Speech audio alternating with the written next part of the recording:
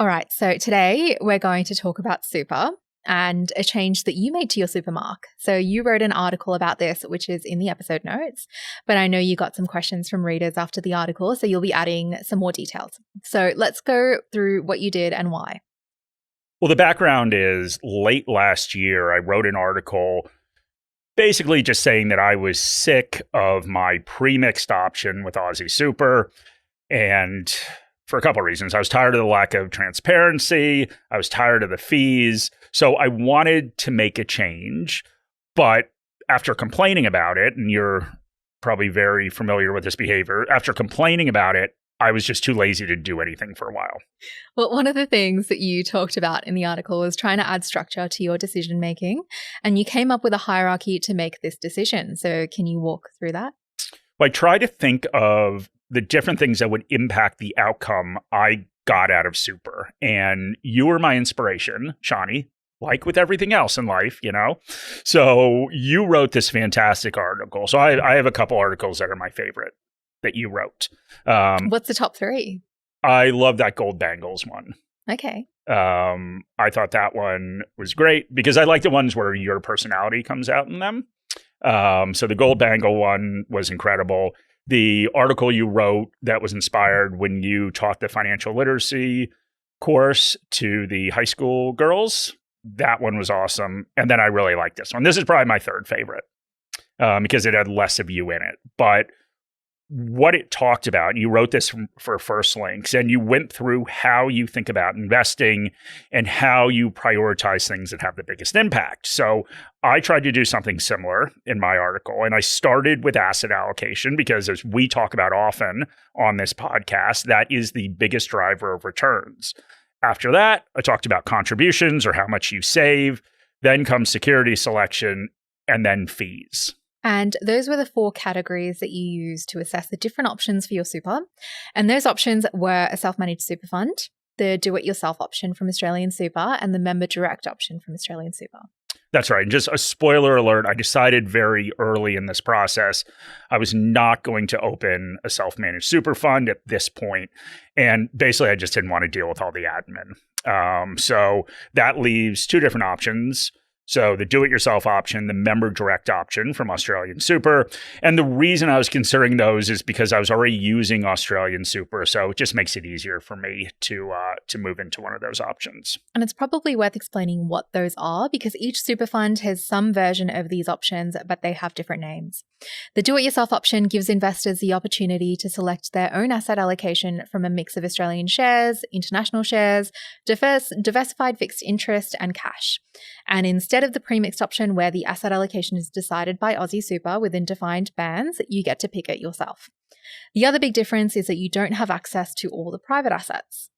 So the next option that I considered, that I mentioned, was what Australian Super calls the member direct option. So that is the option you get to choose what you invest in. So you can invest with Australian Super, you can invest in shares directly that are within the ASX 300. And then there are selected ETFs and LICs you can buy as well. So why don't we run through the hierarchy that you outlined? The first was asset allocation. So how did you evaluate your options there? Yeah, I mean, in this case, there wasn't really any difference because in both cases, I could select whatever asset allocation I wanted. So the only slight difference is with member directs, you do need to keep some money in cash, and that's basically just to pay the fees. But given my super balance, the minimum that you need to keep in cash really doesn't make a meaningful difference in my asset allocation. And what about your target asset allocation? Because you were in the high growth option, which has about 86% invested in growth assets. Okay, so one thing I will mention a couple times, I did get some questions about this, but one thing I will mention a couple times during this podcast is a mistake that I think we both think that investors make is not looking at their finances holistically. So people tend to compartmentalize things like super. So in my case, most of my investments happen to be outside of super. And that's a bit of a legacy of moving to Australia in my mid-30s, and also just the fact that I have investment goals that are not retirement related. So as a result, I want all of my super and growth assets. I've got cash outside of super, so I don't see any need to hold cash within super. And I do want to take advantage of the lower tax rate and the timeline that I have till retirement. All right. How about the next category, which is contributions? Yep. There's no difference there either, because obviously I can, whichever option I select, it doesn't have any impact on how much I contribute to super. The next category is investment selection, and there has to be a difference, obviously, with this one. Yeah, I mean, it'd be pretty boring if we just went through and I said no difference and then randomly picked one.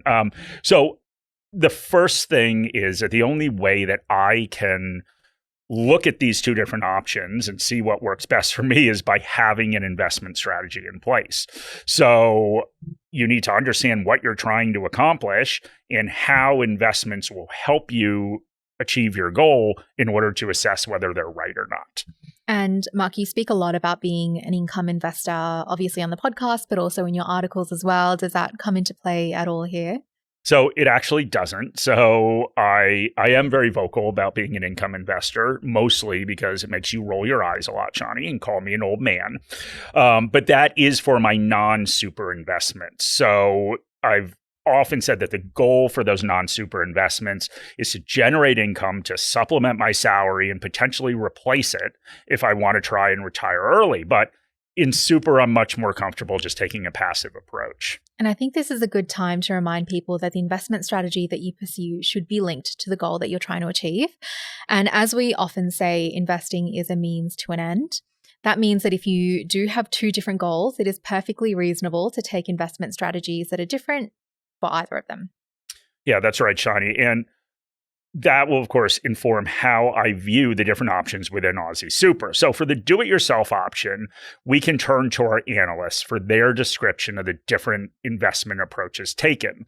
So I'm only personally interested in the Aussie shares and the global shares, so we can look at what our analysts say about that. So why don't you take us through it, Shawnee? All right, so for Australian shares, they say the following. Australian equities are primarily managed in-house using an active, low-turnover approach focused on the top 20 ASX-listed stocks. However, the portfolio is nearing capacity, which may limit alpha potential if allocations increase. Most international equities remain externally managed, though the structure is evolving towards a more diversified strategy with internalization expected to rise over time. So there's a little bit of analyst speak in there. So let's add some context and try to describe what they were saying. So some of the giant super funds are running into a problem, especially with Australian shares. And that problem is they're just becoming too big. That means that they can't invest in many of the smaller companies, which is why our analysts were saying Australian super are focused on the top 20 ASX shares, and why our analysts point out that the portfolio is nearing capacity. So what they are essentially saying is the size of the portfolio may limit alpha potential, which means that the portfolio is too big to try to exceed, well, you can always try, but if the portfolio is too big for them to have a reasonable chance of exceeding the market returns. And slowly it's just becoming more and more passively managed. And does that change your thinking at all? I mean, it doesn't. I'm fine with passive, as I said, but it does make me very focused on fees. So I don't want to pay somebody to try to beat the market if there are structural impediments to them actually doing that. All right. So why don't we move on to the member direct options? What are your thoughts about those options? Think my plan is just to invest passively in ETFs. So I don't really care about those ASX 300 individual shares or the LICs. And I've gone through the list of ETFs that are available and I'm good with them. So they have low cost passive options in both Aussie shares and global shares.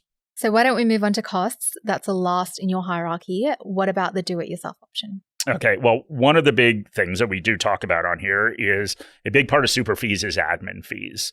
And the admin fees are the same, so I can ignore those for the two options. For the do-it-yourself option, I will pay an investment and transaction fee. So the combined investment and transaction fee is 0.16% for Aussie shares and 0.36% for global shares. And what are your thoughts on that? I mean, they could be cheaper. So they're not outrageous in any way, and they're pretty good considering they're actively managed. But as our analysts point out, the Aussie shares portfolio is reaching capacity, and you can get cheaper fees investing passively.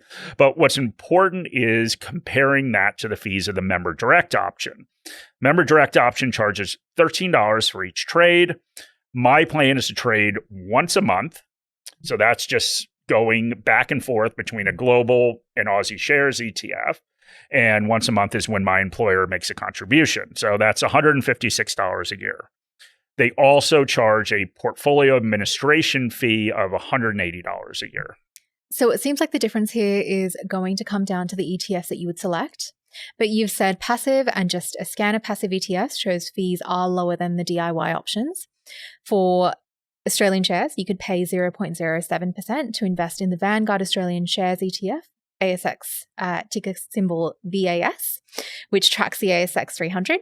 Or you could buy an ETF that tracks the ASX 200 and pay 0.05% for the iShares Core S&P ASX 200 ETF with the ticker IOZ, or 0.04% for the BetaShares Australia 200 ETF with the ticker symbol A200. On the global side, you could pay 0.18% for the Vanguard MSCI International ETF, VGS, which tracks the MSCI World XAU Index, or 0.08% for the BetaShares Global Shares ETF, BCBL, which tracks the Selective GBS Developed Markets XAU Index. Thanks for making me say all of that. Yeah, exactly. You can add that to the list of reasons you don't like me. But yeah, ultimately the fees would be lower for me, for the member direct, in terms of the way I would want to use it. But it's not dramatically different. Ultimately, I did decide to go with member direct. It just makes me more comfortable just invest passively. And the lower fees will continue to make a difference over time as my super balance grows. And I think the other thing that I do find attractive is that I can control my tax outcomes, which should also make a difference over time. And this is probably worth explaining. For pre-mixed options or for the do-it-yourself option, the super funds are essentially taxing unrealized capital gains. Anytime you are in a pooled investment, the super fund will calculate a daily unit price that includes the provision for unrealized capital gains. And there's a reason they do this. They do this so that it's fair for all investors. So if somebody exits the fund, they are not leaving tax liabilities for the other investors that are still in there. And the way you can see the impact is to look at the difference between super returns and pension returns. So, and these are all published by the different super providers. So for instance, for Australian super, the balanced pre-mixed option, the 10-year return for people in accumulation, where you still pay taxes on capital gains and income, is 7.94% a year. For pension, the return is 8.62% a year, and that's where there are no taxes. The good thing about this is that if you switch your super option, you're not triggering a taxable event because you've already paid it. And it's important to say that just because you are owning ETFs doesn't mean that you won't pay taxes. Those taxes will be due if unrealized capital gains or income is distributed by the ETF or when you trigger a taxable event by selling the ETF. Yes, so that's right, but it does allow you to delay those taxes if you are a buy and hold investor, and there is value in that. So it is just something else to consider. And I know you got a question about this with your statement about not starting an SMSF yet. First, why don't you mention why you wouldn't still start an SMSF? Yeah, obviously I talked about the admin side of things, but also I do want to explain why it may make sense from a fee perspective. So as my balance continues to grow, I can start saving on those admin fees because they are charged as a percentage of assets in general for something like Australian Super, where SMSF fees are flat fees. But the question I got pointed out the issue with eventually moving to a self-managed super fund. So that would trigger capital gains because I would have to sell the ETFs to then move the money. And what do you think about that? I think it's a really valid point. I mean, I don't have a good answer other than to say it is the downside of my approach and it will factor into my decision if and when I start a self-managed super fund. The other question I know that you got was around asset allocation in your super fund between global and Aussie shares. So what's your thinking on this? I think once again, this is a case where I'm trying to look at asset allocation holistically across all of the investments that I have. So not just within my super, but also, of course, money outside of super. So personally, I'm comfortable with about 25 to 30% of my equity allocation to Australian shares, but I'm not there yet. And given how well the US market is doing and the fact that that's where I was saving and investing when I was younger, I still have more room to run before I get there from an Aussie share perspective. So for me, I'm comfortable with a 50-50 mix in my super, which also helps me because I only really have to execute one trade a month. Now, obviously, there could be cases where I'd have to rebalance, but I try to do that with new money going into super to minimize those transaction costs. So that's my super, Shani. Well done. This video has been prepared for clients of Morningstar Australasia Pty Ltd and or New Zealand wholesale clients of Morningstar Research Ltd. Any general advice has been provided without reference to your financial objectives, situation or needs.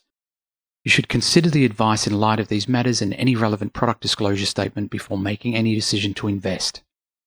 To obtain advice for your own situation, contact a financial advisor.